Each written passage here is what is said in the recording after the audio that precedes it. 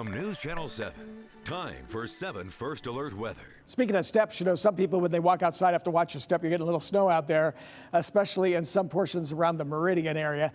I've talked with some of the Idaho weather watchers, and some people are reporting snow here and there, but it seems like the ones that are most impressed are in Meridian. And even Jim Duthie told us that at his home that he feels that there's about an inch of snow. Other reports have been about a half an inch of snow.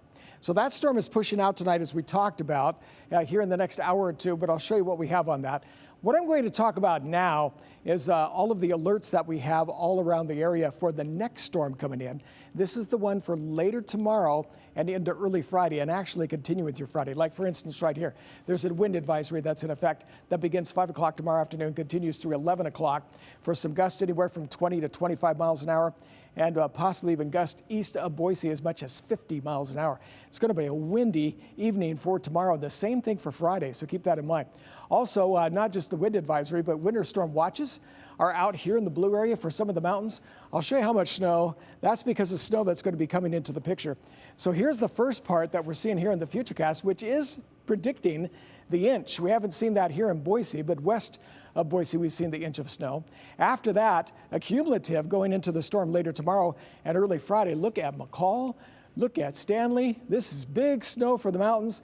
This is really what we need. Now, when we talk about snow down here in the valley, we're a little apprehensive. And the reason for that is because the temperatures are going to be warming up overnight into early Friday morning. Some of that rain could mix in. That could really make a difference as to what's going to accumulate there. And even if we do have accumulation, we've got rain showers during the day on Friday and winds and temperatures up to about 50 miles an hour. So it's going to be melting out of here very, very quickly. Now, here's the band for tonight. If you look at this and just to the west, there's a few little areas of some light snow showers just to the west there. But as we continue with this, you can see the main band is starting to push just to the northeast, but maybe around for another hour or two, depending on some locations.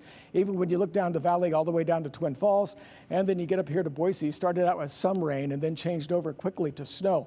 As you look at the northwest satellite picture, here's a band of clouds here, the low that's forcing another storm that's in southern Oregon. It's going to pick up more moisture out through here and send it in.